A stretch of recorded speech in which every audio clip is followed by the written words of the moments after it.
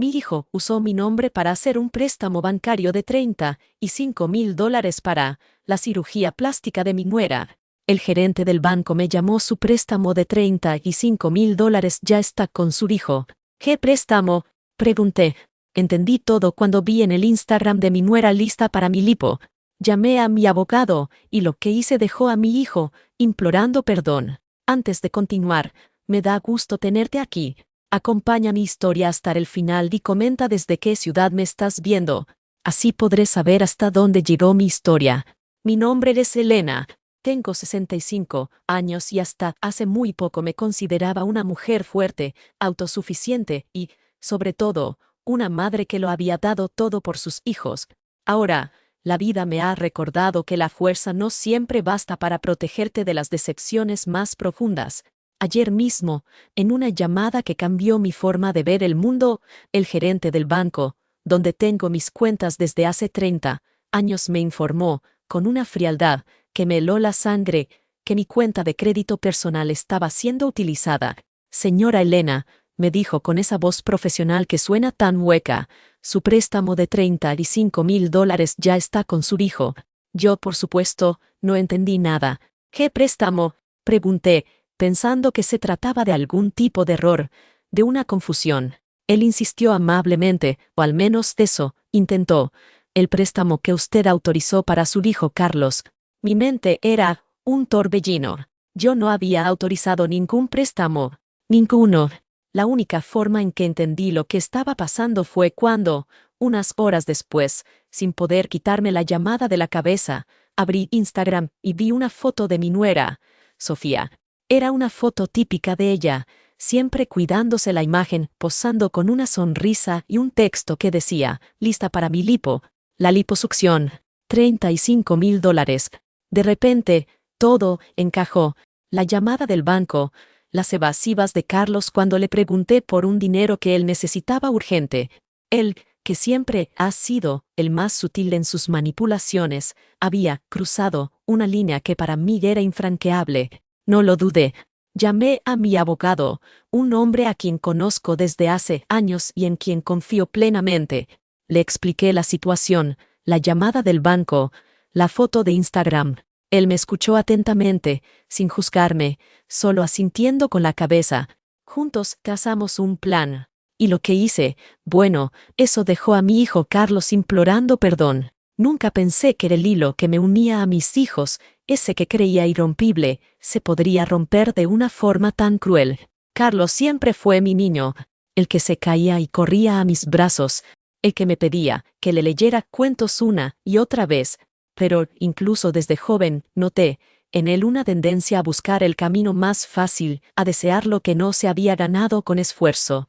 Recuerdo cuando era adolescente, quería un coche deportivo caro, algo que estaba muy por encima de nuestras posibilidades. Su padre, mi esposo, se esforzó doblemente en su trabajo, y yo también, haciendo malabares con las cuentas para que Carlos tuviera todo lo que un niño pudiera desear. Él siempre lo aceptó como si fuera su derecho, sin cuestionar el esfuerzo que había detrás. Yo, con esa ceguera del amor de madre, creía que era solo una etapa, que valoraría más las cosas cuando creciera. Creía que mi amor, mi dedicación constante, lo moldearían, le enseñarían el valor del esfuerzo y la gratitud. Me casé joven, con un hombre bueno, mi Manuel. Él era la roca de nuestra familia. Trabajador incansable, siempre pensando en el futuro, en la seguridad de sus hijos. Juntos construimos un hogar sólido, lleno de amor y, sobre todo, de sacrificios. Manuel trabajó horas extras, se negó muchos placeres personales, todo para asegurarles a Carlos y a su hermana, mi Laura, una vida mejor de la que él tuvo. Yo también hice mi parte. Reduje mis propios gastos al mínimo. Sacrifiqué mis ambiciones profesionales, siempre priorizando el bienestar de la familia. Había días en que apenas comíamos, pero nuestros hijos nunca lo supieron. Verlos sonreír, tener sus cosas, era mi única recompensa. Manuel falleció hace ya 5 años, un golpe devastador para mí. Él era mi compañero, mi confidente. Dejó un vacío inmenso, pero también un legado de principios y valores que yo me juré honrar. Me esforcé por ser para ellos la figura fuerte y estable que él siempre fue. Y ahora, Carlos, mi Carlos, el mismo que vi crecer, el que juré proteger, me ha traicionado de la peor manera posible. Y lo peor es que no es la primera vez que se aprovecha de mi bondad. Siempre ha habido pequeños favores, préstamos que nunca me devolvía, pero que yo por amor dejaba pasar. Pero esto, $35,000 para una cirugía estética para su esposa, Sofía, es algo que ha cruzado todas las líneas.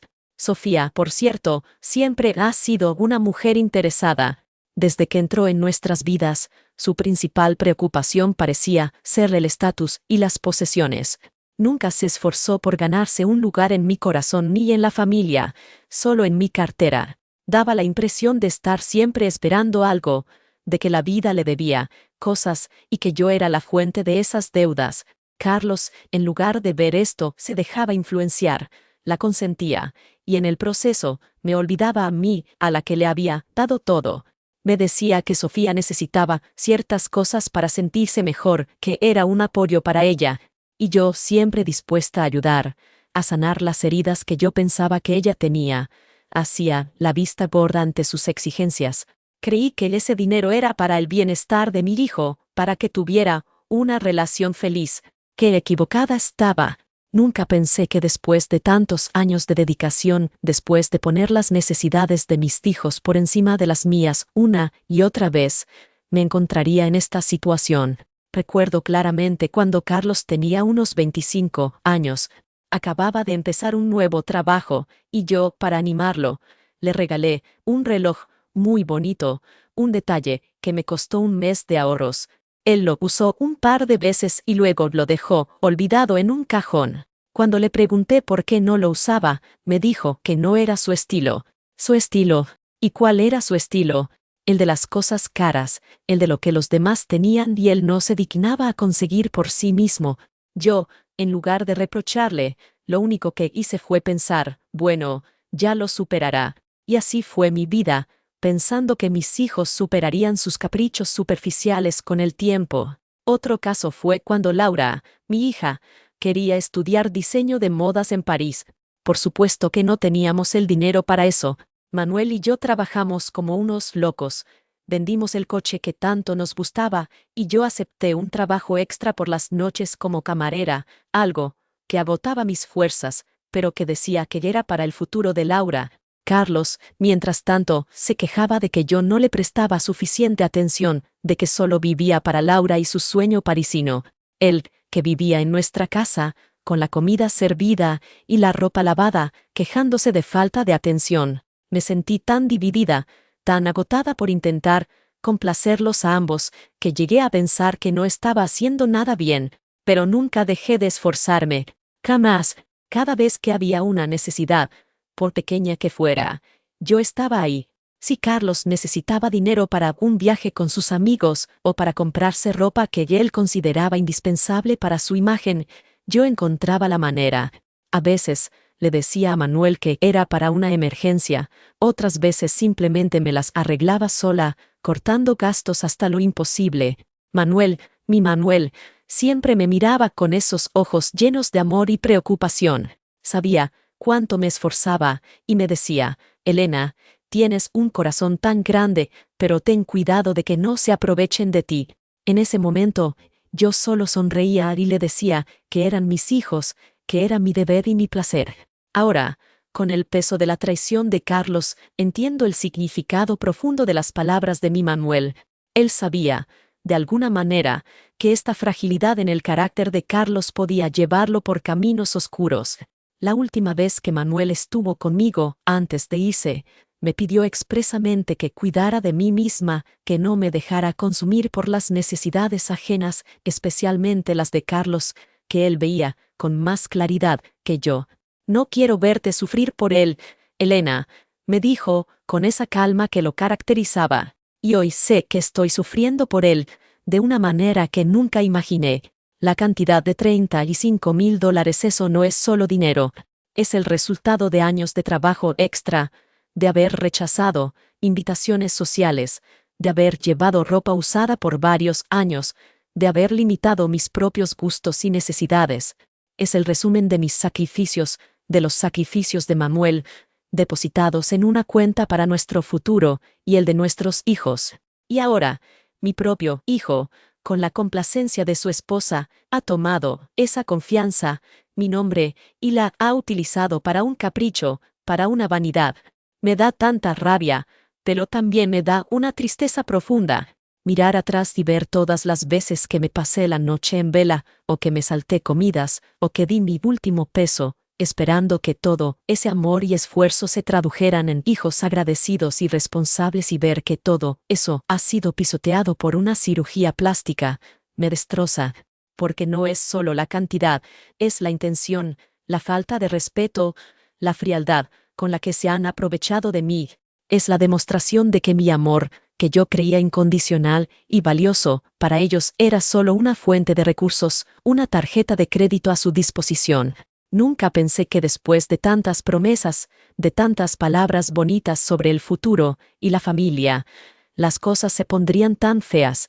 Carlos siempre tuvo esa facilidad para convencer, para hacerte creer que su necesidad era la más importante del mundo. Cuando él y Sofía decidieron casarse, Manuel y yo hicimos un esfuerzo tremendo. Nos endeudamos un poco para ayudarles con los gastos, porque Carlos dijo que si no les dábamos una buena boda, la familia de Sofía se ofendería, y eso afectaría su negocio. Yo, por supuesto, no quería problemas para ellos. Vendí algunas de las joyas que mi madre me había dejado, pensando no importa, es mi hijo, es su felicidad. Y todos los invitados comentaban qué bien se veía Sofía, qué buena idea había sido la boda, y yo, a pesar del sacrificio, me sentía un poco orgullosa. Pero ese era solo el principio de una larga lista de necesidades que yo debía cubrir. Al poco tiempo de casados, Carlos empezó a decirme que Sofía se sentía insegura con su cuerpo, que necesitaba sentirse más bella para él. Al principio, yo creía que se refería a ropa, a masajes, cosas así. Pero luego, las conversaciones fueron más serias. Carlos me comentaba que Sofía quería hacerse unos retoques. Yo le decía que la apoyara, que si eso la hacía feliz, que él la ayudara. Pero las cosas fueron escalando. Un día, Carlos me llamó muy preocupado porque Sofía quería una abdominoplastia. Me pidió dinero prestado para la consulta inicial. Yo, como siempre, le di lo que pude, unos $500 que tenía guardados para alguna emergencia mía, que nunca llegaba. Él me prometió que me lo devolvería en cuanto pudiera. Nunca lo hizo. Esto se repitió varias veces. Cada comentario de Sofía en redes sociales sobre algún nuevo tratamiento de belleza, alguna crema carísima, un viaje exótico, iba seguido de una llamada de Carlos pidiéndome ayuda económica, o directamente usando mi nombre para conseguir financiamiento. Yo, en mi nobleza, me decía a mí misma que era para la felicidad de mi hijo, que él estaba construyendo una vida con su esposa y que yo debía apoyarlos. Pensaba en Manuel, que siempre decía que un hombre debe proveer para su familia, y que yo debía ayudar a Carlos a ser ese hombre. ¡Qué torpe fui! ¡Qué ciega podría ser! La verdad es que Carlos nunca quiso ser un hombre que proveyera. Él quería alguien que le proveyera. Y yo, lamentablemente, fui esa persona durante años. Me siento un poco tonta al recordar cómo le contaba a mis amigas la supuesta felicidad de Carlos y Sofía, sin decirles que esa felicidad, en gran parte, estaba financiada por mí. Pensaba que era un asunto privado, que no debía ventilarse mi supuesta ineficiencia para que mi hijo no se sintiera mal. Y así, me convertí en el banco privado de mi hijo, sin que él tuviera que dar la cara. El día que el gerente del banco me llamó, sentí un escalofrío. Era algo tan ajeno a mi realidad financiera. Siempre he sido muy rigurosa con mis deudas, pagando todo a tiempo, manteniendo un crédito impecable. Por eso, cuando me dijo su préstamo de $35,000, mi primera reacción fue de total incredulidad. Creí que era un error. Le pedí que revisara bien, que a lo mejor se trataba de otra Elena. Pero él insistió, con esa amabilidad forzada. No, señora Elena, el préstamo está a su nombre, con su firma. ¿Y firma? ¿Cómo mi firma estaba ahí si yo no había firmado nada? Entonces, la imagen de Sofía, en Instagram con su lista para mi lipo me golpeó como un rayo. $35,000 para una cirugía plástica. Y Carlos, mi hijo, se había atrevido a usar mi nombre, mi crédito, mi confianza. La rabia, fría y calculada, empezó a crecer en mi interior. No era una rabia impulsiva, de gritos y lamentos. Era una rabia que nacía de la profunda decepción y del sentimiento de ser reutilizada hasta el límite. Me di cuenta entonces de que las advertencias silenciosas de Manuel, mis propias intuiciones, todo lo que yo había ignorado por amor, ahora me cobraba una factura muy alta. La verdad es que, con el tiempo, la relación de Carlos y Sofía se volvió muy distante de mí. Carlos, que antes me llamaba a diario, ahora lo hacía solo cuando necesitaba algo. Sofía, por su parte, apenas me saludaba y siempre con esa sonrisa forzada, como si me debiera una explicación que nunca daría. Sus vidas se volvieron un desfile de apariencias, de lujos que yo no podía permitirme y que ahora entiendo que salían, en parte, de mi propio esfuerzo. Me sentía cada vez más aislada, como si mi sacrificio ya no tuviera ningún valor para ellos, solo mis recursos económicos. Las veces que intenté hablar con Carlos sobre su futuro, sobre la importancia de la responsabilidad financiera, él siempre me evadía, decía que yo no entendía su ritmo de vida, que yo era muy conservadora. Llegó un punto en que hasta Laura, mi hija, me decía que Carlos estaba un poco acostumbrado a que las cosas le cayeran del cielo. Y yo, en mi intento de defenderlo, decía que era un buen chico, que solo necesitaba su tiempo para madurar. Qué equivocada estaba. La madurez no llega sola, se cultiva con esfuerzo y responsabilidad, dos cosas que Carlos nunca demostró tener. La liposucción de Sofía fue solo la gota que colmó el vaso, la prueba definitiva de que había cruzado una línea. $35,000, dinero que yo podría haber usado para mi jubilación, para un viaje que Manuel y yo siempre soñamos hacer, o simplemente para tener una tranquilidad económica. Y se había ido en una operación estética para alguien que nunca me mostró un ápice de gratitud o respeto. Por eso lo llamé a mi abogado. Porque no iba a permitir que esto quedara así. No por mí, sino por Manuel, por sus principios, por la vida que habíamos construido, por el significado del esfuerzo y la honestidad. Y lo que hice, pues, fue la única consecuencia lógica después de tanto abuso de confianza. Siempre hubo una especie de patrón en cómo interactuaba Carlos conmigo y, ahora que lo pienso bien, con Sofía también. Se había vuelto un juego de ajedrez donde yo era peón de cambio, alguien a quien mover para conseguir las piezas importantes. Empezaba con cosas pequeñas, como si yo pudiera hacerles el favor de recoger algo de la tintorería porque ellos andaban súper ocupados. O si podía pagarles la cuenta del restaurante porque a Carlos se le había olvidado la cartera. Nada que me pareciera grave en ese momento. Eran favores, eso me decía. Pero luego, la forma en que Sofía, con esa sonrisa dulce que engañaba a cualquiera, mencionaba cosas como, «Ay, Elena, qué bien te ves hoy, se nota que te cuidas mucho, igual que yo. Quizás tú podrías ayudarnos con la colegiatura este mes. Es un pequeño esfuerzo para ti, ¿verdad? Para que Carlos pueda concentrarse en su trabajo».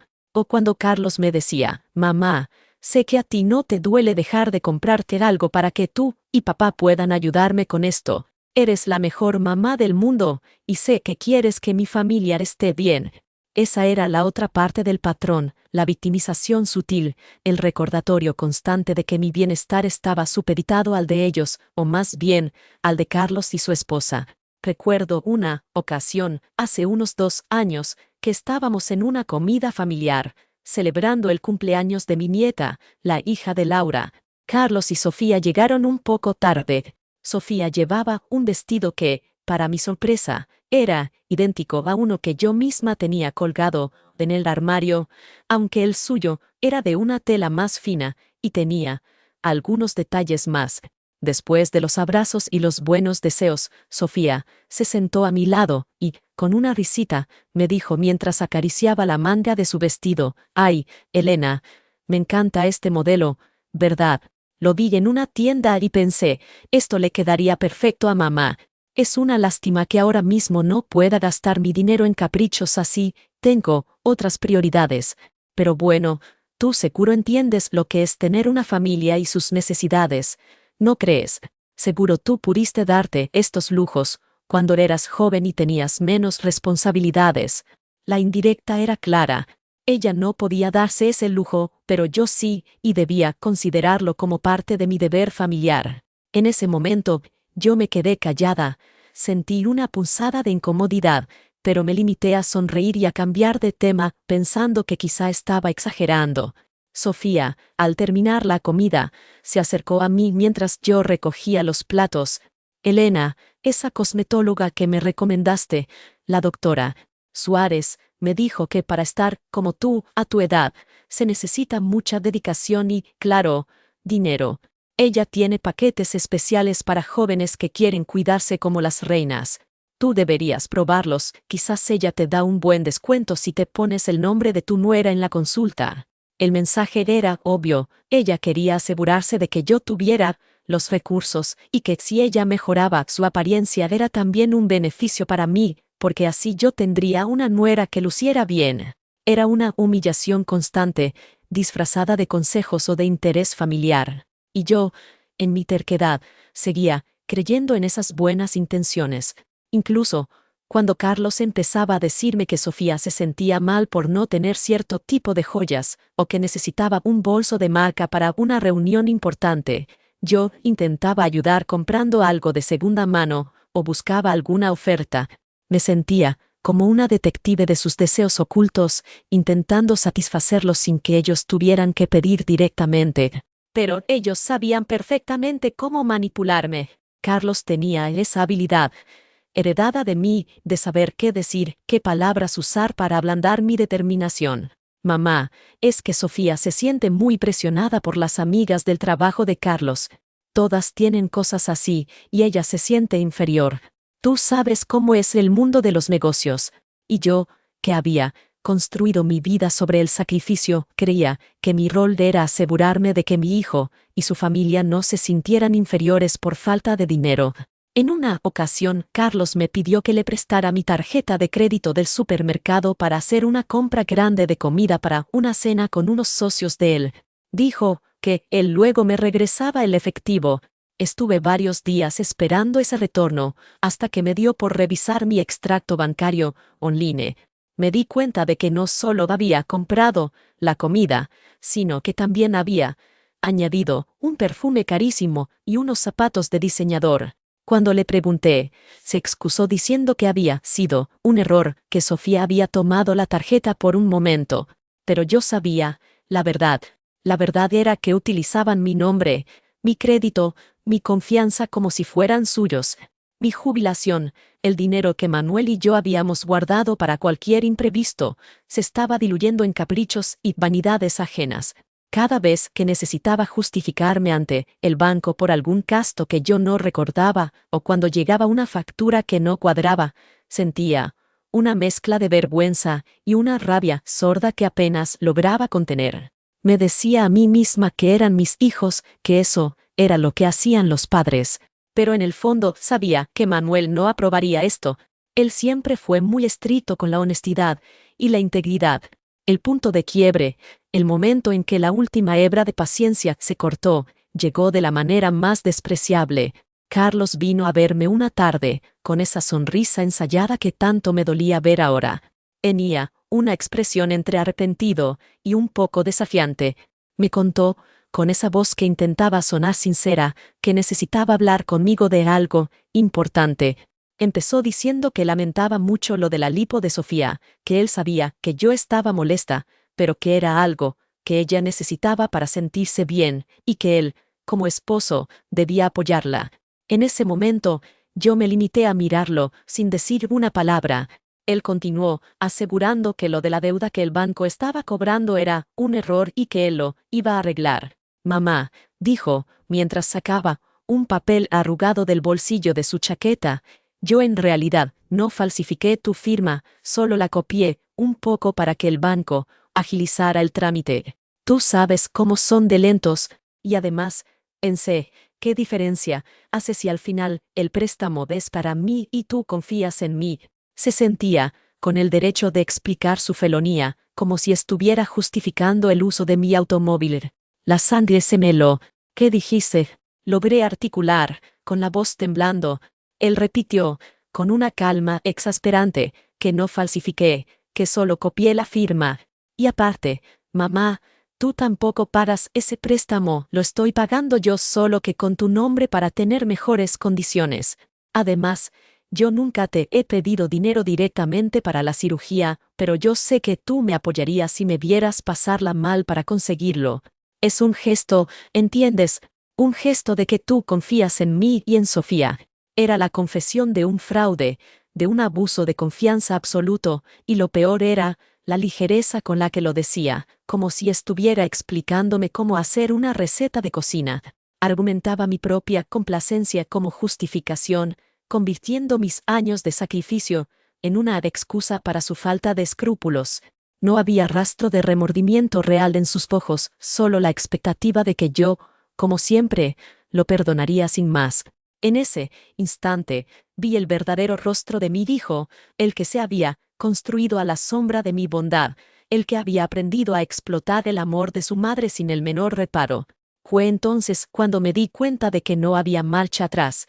Mi amor por él no podía ser ciego, no podía justificar un acto de robo y engaño. La imagen de Manuel, con sus principios firmes, se me vino a la mente. Él habría sabido exactamente qué hacer en una situación así. Y yo, Elena, su esposa, la madre de Carlos, estaba en ese punto de quiebre donde el dolor superaba cualquier resto de afecto. Sentí una fuerza desconocida, una determinación fría que me invadió. Ya no se trataba de un favor, de un préstamo, de una necesidad pasajera. Se trataba de mi identidad, de mi dignidad y de todo lo que Manuel y yo habíamos trabajado. Y había alguien, mi propio hijo, que pensaba salirse con la suya, esperando mi perdón incondicional. Pero ese perdón no estaba disponible. El poder que él creía tener sobre mí, basado en mi amor, se desvaneció en ese momento. Existía una parte de mí, una parte que había estado oculta bajo capas de sacrificio y resignación, que ahora empezaba a tomar el control. Una parte que comprendía que la verdadera fortaleza no era solo dar, sino también protegerse a uno mismo. Cuando Carlos confesó que había copiado mi firma en el documento del préstamo, mi primer pensamiento no fue de sorpresa, sino de una calma helada.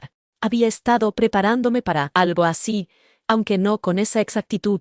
Sentí como si una pieza del rompecabezas, la más cruel, acabara de encajar en su lugar. Él creía que me estaba excusando, que me estaba pidiendo una especie de perdón tácito pensando que mi amor de madre superaría cualquier otra cosa. Pero se equivocaba. Se estaba equivocando de la misma manera que yo me había equivocado tantas veces al creer en sus buenas intenciones. Él seguía hablando, intentando convencerme de que era un malentendido, que no era para tanto. Mamá, en realidad, yo estoy pagando el préstamo solo que con tu nombre para que me den mejores condiciones. Tú sabes cómo son los bancos, muy estrictos. Además, ni siquiera te pedí dinero directamente para la cirugía, pero tú me apoyarías si me vieras batallando para conseguirlo, ¿verdad? Es un gesto, mamá, un gesto de que confías en mí y en Sofía. Me quedé mirándolo. El aire en la sala se sentía denso, cargado. El último vestigio de afecto incondicional se había evaporado. En sus ojos, ya no veía a mi niño pequeño, sino a un desconocido, hábil y manipulador. Vi todas las veces que Manuel me había advertido, todas las veces que mi intuición me había susurrado que algo no estaba bien, y yo, por amor ciego, lo había ignorado. Carlos, le dije, con una voz que sorprendentemente no temblaba, tú no entendiste nada. Yo no te di mi nombre ni mi firma para que tuvieras mejores condiciones. Te di mi confianza, y tú la usaste para estafar al banco y a mí. Él abrió la boca, pero no salieron palabras. Supongo que no esperaba esa respuesta. Esperaba que recogiera el papel arrugado, que le dijera que estaba bien, que lo arreglaría. Pero yo ya había tomado una decisión. Tenía que hacerlo. Por Manuel, por la vida que construimos juntos, por mi propia dignidad. En ese momento, recordé algo. que mi abogado me había enseñado hace mucho tiempo, antes de que Manuel muriera.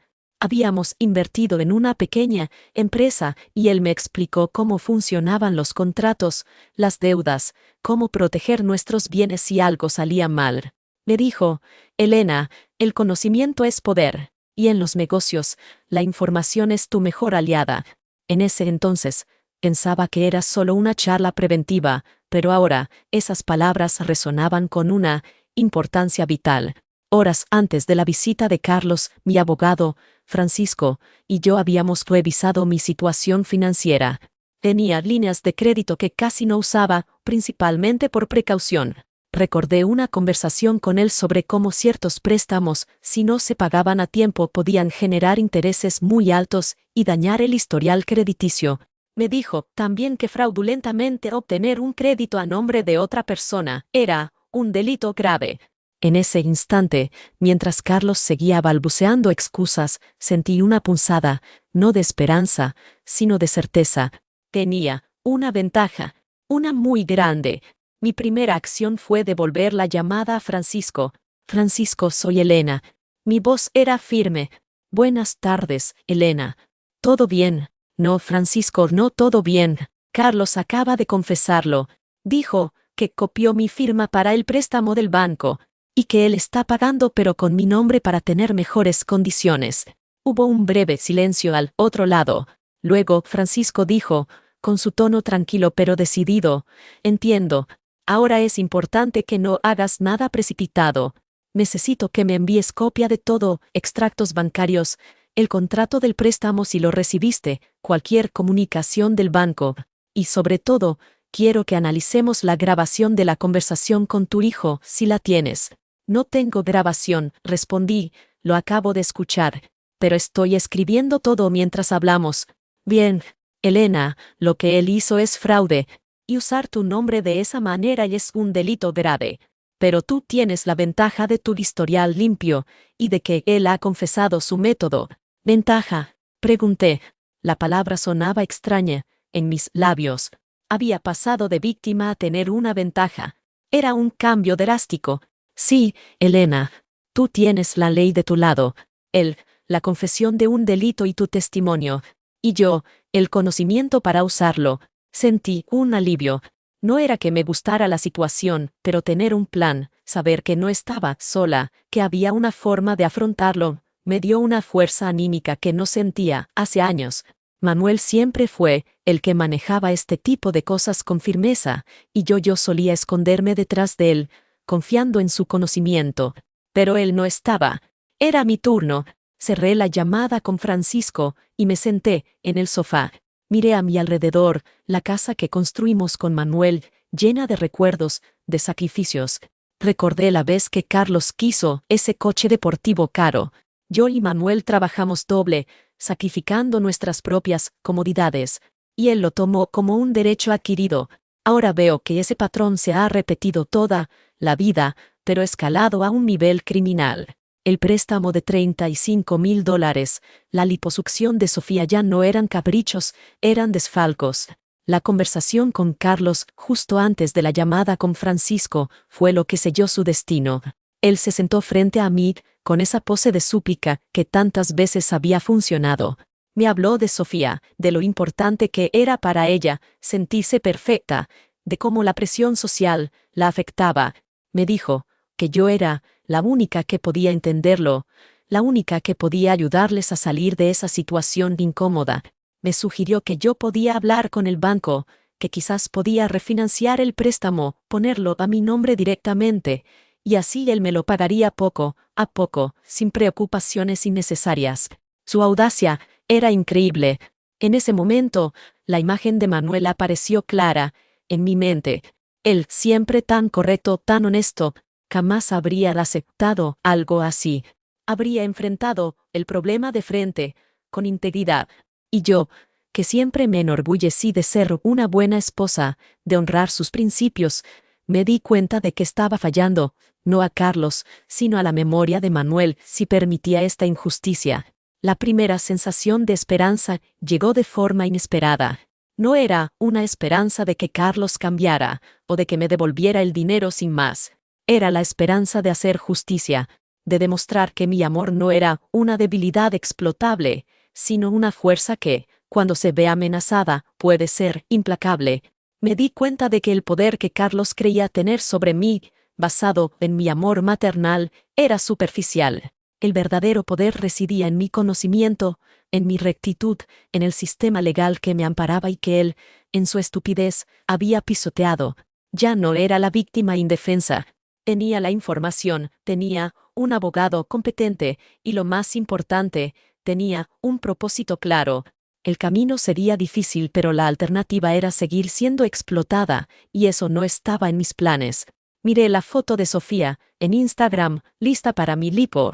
Ya no era una imagen de vanidad y superficialidad, sino una prueba. Y yo, Elena, tenía el poder de convertirla en la culminación de sus fechorías. Al día siguiente, me desperté con una claridad mental que no sentía desde hacía años. El miedo y la decepción habían dado paso a una determinación fría y calculada.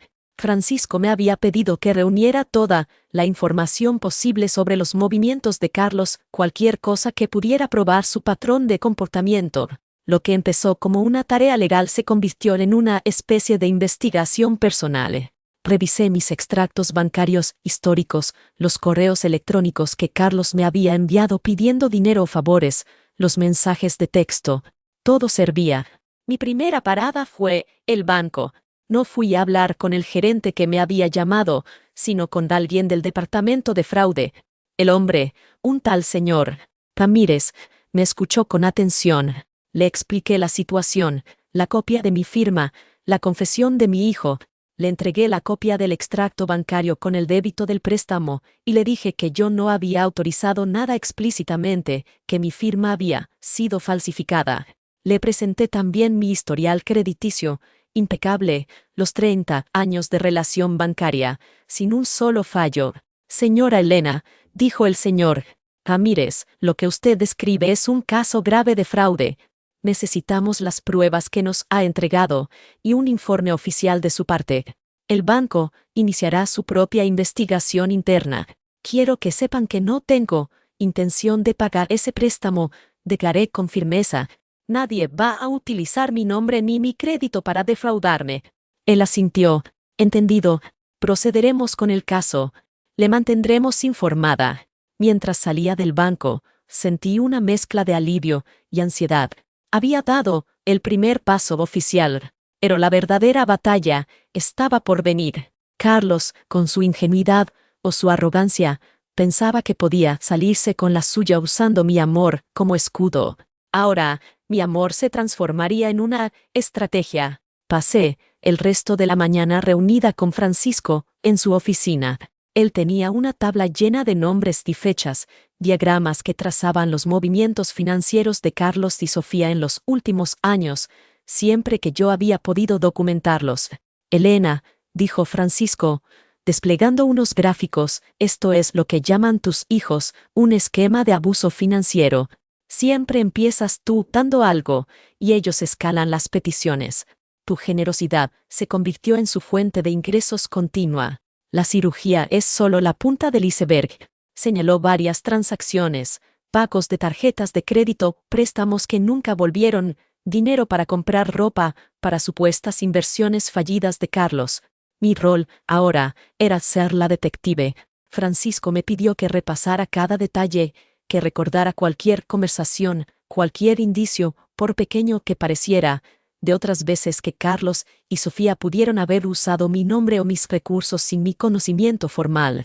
Recordé la vez que Carlos me pidió mi tarjeta de crédito del supermercado para una compra grande de comida para unos socios. Al revisar el extracto vi los perfumes y los zapatos.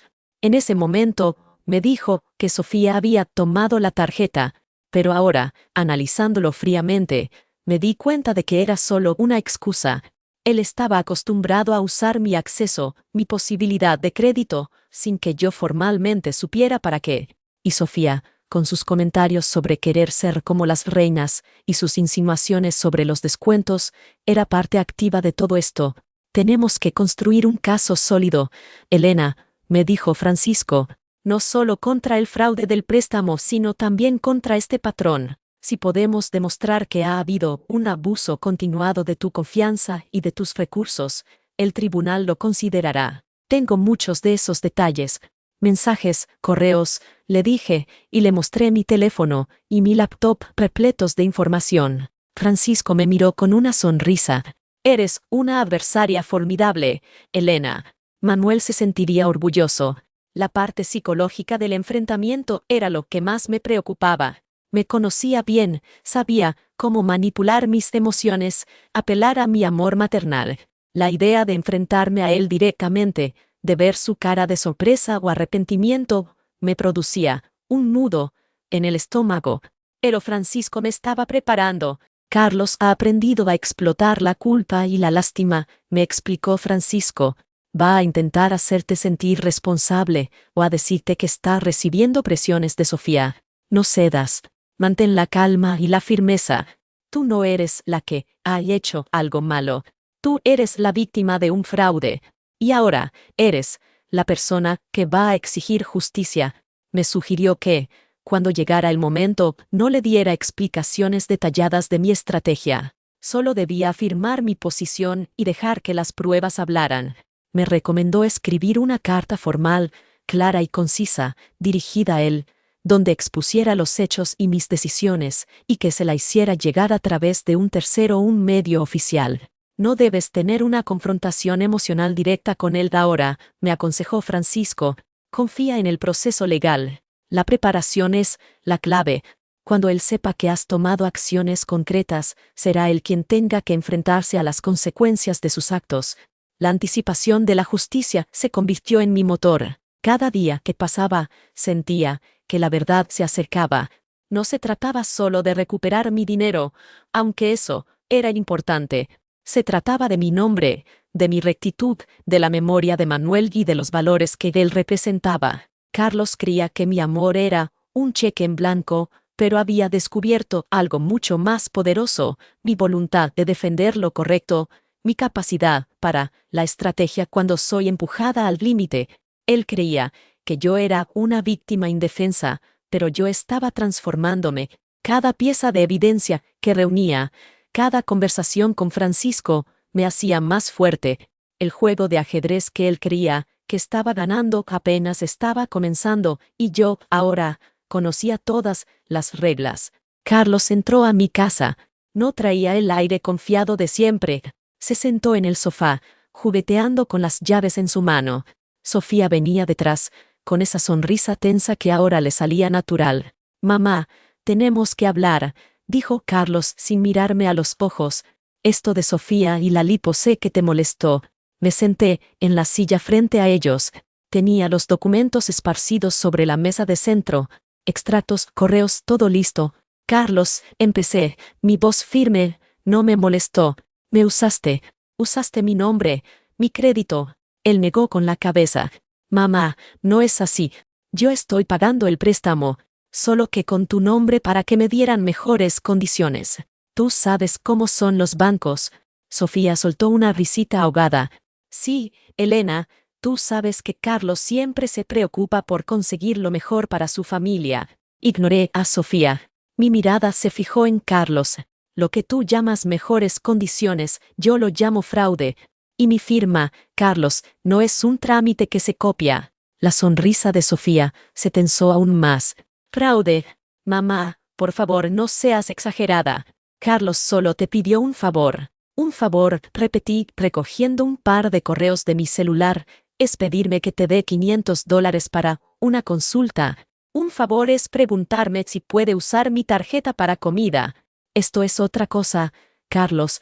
Esto es robar mi identidad y mi confianza». Carlos se levantó, su rostro enrojeciendo. «Esto es ridículo. Tú siempre estás así, haciéndolo todo un drama. Es mi vida, mamá, y la de Sofía. Tú solo deberías apoyarnos. ¿O no te importa que tu nuera se sienta insegura con su cuerpo?» «Mi apoyo tiene límites, Carlos», repliqué, señalando un extracto con el pago del préstamo. «Y esos límites están claros en este papel. Mi crédito es mío. Mi nombre es mío. Y mi confianza se ganó, no se copia». Sofía se puso de pie, su voz subiendo de volumen. Es que tú no entiendes nada, Elena. Tú nunca te has preocupado por cómo nos ven los demás. Yo sí, y Carlos hace todo por mí. Tú deberías estar agradecida de que él te incluya en nuestras decisiones. ¿Decisiones? Reí, una risa amarga. Tú no me incluiste en ninguna decisión. Tú lo usaste para operarte. Y tú, Carlos, usaste mi nombre para conseguirlo. Tú me dijiste que la copia de mi firma era para agilizar el trámite, que el banco era lento, y ahora me dices que tú pagas. ¿Con qué dinero, Carlos? ¿Con el dinero que te doy yo cada mes para la gasolina? ¿O con el dinero que me sacas sin que me dé cuenta? Carlos dio un paso hacia mí, su puño cerrado. Ya basta. Tú siempre haciéndonos quedar mal. Yo estoy haciendo mi mejor esfuerzo por tener una buena vida. Una buena vida a costa de mi reputación y mi tranquilidad. Carlos, eso no es tener una buena vida. Eso es vivir de los demás. En eso sonó el timbre. Miré hacia la puerta. Era Francisco, mi abogado. Entró con una carpeta en la mano. Elena, buenas tardes, dijo Francisco, con su portafolio. Sofía y Carlos lo miraron, confundidos. Carlos se giró hacia mí, su voz cargada de sorpresa y un creciente enojo. Ahora también involucras abogados. Esto es una broma, mamá. Esto es justicia, Carlos, dije, levantándome. Y ahora, vas a enterarte de lo que significa tener la ley de tu lado. Francisco abrió la carpeta. Carlos, he sido notificado por el banco sobre un préstamo solicitado a nombre de Elena, con firma aparentemente falsificada. Y según ha declarado tu madre, tú has confesado ser el responsable. Carlos palideció. Sofía lo miró con furia. Tú y tu mamá arruinando todo. Yo no estoy arruinando nada, Sofía, dijo Francisco, con calma. Lo que tú y Carlos hacen es lo que ha arruinado todo. Elena ha recopilado suficiente evidencia para presentar una denuncia por fraude y abuso de confianza. Sacó unas copas de una tarjeta de memoria. Correos donde solicitas mi tarjeta del supermercado para comida, y luego se ve el cargo de un perfume y unos zapatos.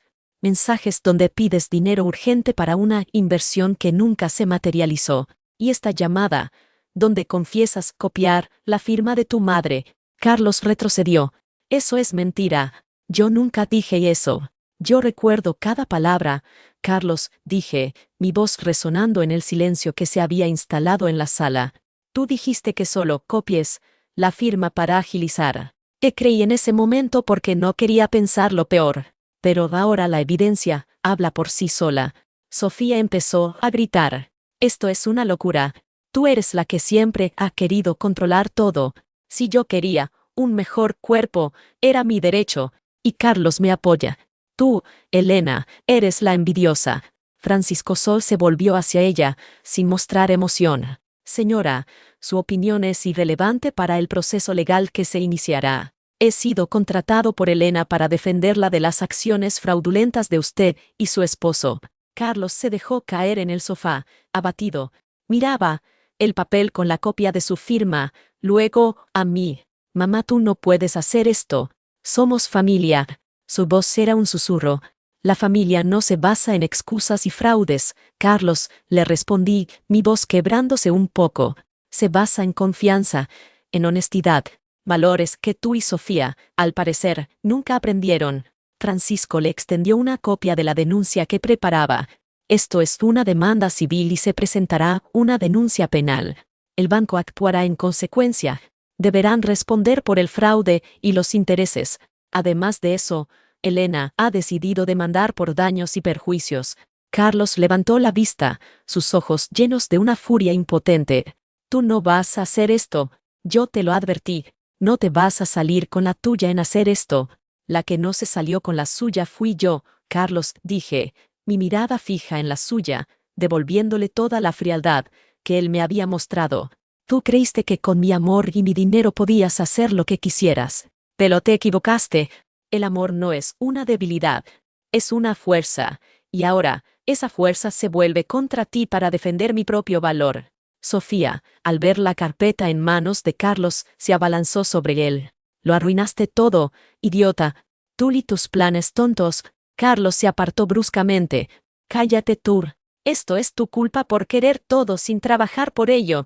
Entre él y Sofía empezó una discusión acalorada, señalándose mutuamente. Yo me quedé observando, sintiendo una calma extraña.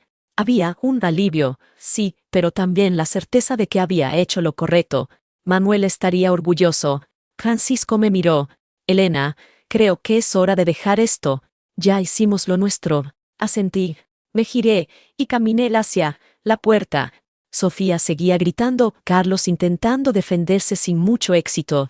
Me detuve en el umbral, sintiendo el peso de todos los años de sacrificio y de amor no correspondido, pero también el peso de la dignidad recuperada.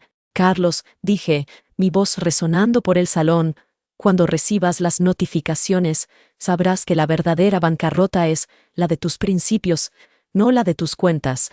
Salí de la casa, dejando atrás el caos que ellos mismos habían creado. Las puertas se cerraron detrás de mí, marcando el fin de una era y el comienzo de una nueva, mi nueva vida, libre de la sombra de la manipulación. Carlos recibió la notificación oficial primero. Era un sobre grueso, color crema, con el sello del juzgado. Lo abrió con la misma despreocupación con la que solía abrir las cartas que llegaban a casa de su madre, esperando quizás algún aviso de un nuevo crédito o alguna promoción bancaria. Cuando leyó la primera línea, el color se le fue del rostro. Sofía, que observaba desde el sofá, frunció el ceño, impaciente. ¿Qué es eso, Carlos? ¿Otro curso de ventas piramidales? Preguntó, con un tono un tanto burlón. Él no respondió. Con la mano temblorosa, sirvió el documento sobre la mesa de centro. Sofía lo cogió, y su risa se congeló en sus labios. La palabra demanda resaltaba en negritas, seguida de una lista de cargos: fraude, abuso de confianza, falsificación de firma. Había una cifra adjunta, la suma reclamo más los intereses y daños. La noticia corrió a través de las pocas amistades que aún mantenían contacto con ellos. Los murmullos no tardaron en aparecer. Las amigas de Sofía, que antes la envidiaban por sus viajes y sus accesorios de diseñador, ahora la evitaban. Los pocos socios de Carlos que sabían de su dependencia de la madre, se distanciaron, temerosos de verse envueltos en un escándalo. La imagen que habían proyectado de éxito y prosperidad se desmoronaba a pasos agigantados, revelando la fragilidad sobre la que se sustentaba. Carlos intentó, desesperadamente, revertir la situación. Habló con su padre, queriendo que él intercediera, pero Manuel ya no estaba. Habló con su hermana Laura, quien, tras escuchar la historia completa y entender el alcance del fraude, se mantuvo firme en su apoyo a Elena. Carlos, le dijo, Laura con una severidad que nunca antes le había mostrado, mamá te dio todo, y tú y Sofía la traicionaron. No voy a interceder por esto. Es hora de que enfrentes las consecuencias de tus actos. Su desesperación lo llevó a intentar hablar con Elena de nuevo. La llamó un día, con voz quebrada, rogándole que retirara la denuncia. Mamá, por favor, esto va a acabar con mi carrera. Con todo, Sofía está destrozada. Piensa en tu nieta. La mención de su hija, su pequeña nieta, fue lo que más hirió a Elena. En ese momento, la verdad era que él estaba usando a su propia hija como moneda de cambio, como lo había hecho con todo lo demás a lo largo de su vida. Al otro lado de la línea, Elena escuchaba en silencio.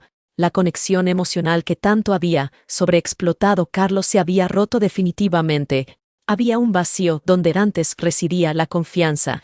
Ella había luchado por su dignidad, por la memoria de su esposo, por el significado del esfuerzo y la honestidad. La victoria legal era suya, sí, y era indudable que había recuperado el dinero y su buen nombre ante el sistema financiero. Pero el precio, la pérdida inmensa de la relación con el hijo, que una vez amó, pesaba más que cualquier suma de dinero. Había una sombría satisfacción en saber que la justicia prevaleció, pero venía envuelta en una profunda melancolía. La guerra legal había terminado, y había ganado, pero se sentía exhausta, victoriosa pero a la vez vacía. La comunidad, o al menos el círculo cercano de amigos de Elena, reaccionó con una mezcla de sorpresa y aprobación. La solidaridad con Elena era tácita pero contundente. Aquellos que habían sido testigos, de forma indirecta, de los sacrificios de Elena y de la indolencia de Carlos, ahora la veían con respeto. Siempre supe que Elena era una mujer fuerte, comentaban, pero esto la ha hecho aún más admirable. La noticia de la demanda y su causa se extendió, y Elena se encontró de repente con un apoyo inesperado. La gente se acercaba, le ofrecía su ayuda, su amistad, un hombro en el que apoyarse. Fue en ese momento que comprendió que, aunque había perdido a su hijo, no estaba completamente sola. Había construido una red de apoyo real forjada en la honestidad y la reciprocidad. Elena se mudó de la casa que compartió con Manuel. No fue fácil. Cada rincón evocaba un recuerdo, cada objeto contaba una historia. Pero era un espacio que ahora se sentía sobrecargado por la traición de Carlos, un recordatorio constante de lo que había perdido. Afortunadamente, gracias a la liquidez recuperada y a la asesoría de Francisco, pudo adquirir un nuevo hogar, un loft mucho más pequeño, pero luminoso y moderno. Era un espacio suyo, diseñado a su medida, diseñado para la paz, no para la guerra. Las watts blancas, los muebles sencillos pero elegantes, la luz natural que inundaba cada rincón. Era su santuario, el lugar donde podía ser ella misma sin las presiones del pasado. En su nuevo hogar, el tiempo se movía de manera distinta. Ya no había urgencias financieras, ni la necesidad constante de estar alerta a las manipulaciones de su hijo. Elena se dedicó a retomar viejos hobbies que había dejado de lado. Volvió a pintar, algo que amaba hacer cuando era joven, y descubrió que la acuarela le traía una calma inmensa. Empezó a asistir a un club de lectura, a hacer yoga, a reconectar consigo misma de una manera que no había hecho en décadas. Las conversaciones ya no giraban en torno a las necesidades ajenas, sino a las ideas, a los libros, a las experiencias compartidas. Había días, sin embargo, en que la melancolía la golpeaba con fuerza. Ver una foto antigua, escuchar una canción que Manuel solía tararear, la traían de vuelta a la realidad. La ausencia de su esposo era un dolor constante, pero ahora se añadía a ella el hueco que había dejado la ausencia de su hijo.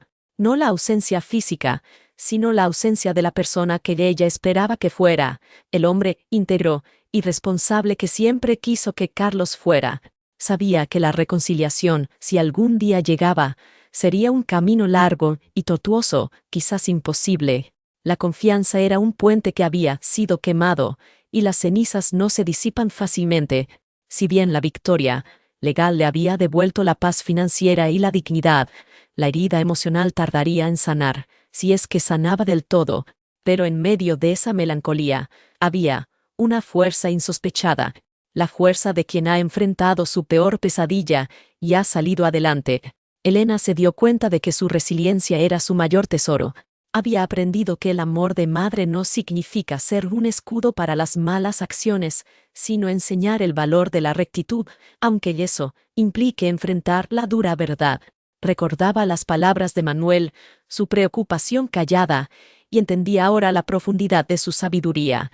«Cuídate de que no se aprovechen de ti», le había dicho, y ella, finalmente, se había cuidado. La vida de Elena, aunque marcada por la pérdida y el dolor, se había transformado en un testimonio de su propia fortaleza. Había encontrado la paz en la soledad elegida, en la autenticidad de sus acciones. Su nuevo comienzo no era un borrón y cuenta nueva, sino una construcción cuidadosa sobre los cimientos de la experiencia y el aprendizaje. Había luchado por su verdad, y al hacerlo, había descubierto una fortaleza interior que ni ella misma sabía que poseía. Elena, la madre sacrificada, la víctima abusada, se había convertido en Elena, la mujer empoderada, la superviviente. Su victoria no era cruel, sino justa, y la sabiduría adquirida en el proceso le permitía mirar al futuro con una serenidad que antes le era ajena. Había recuperado su vida, y esa era la mayor victoria de todas.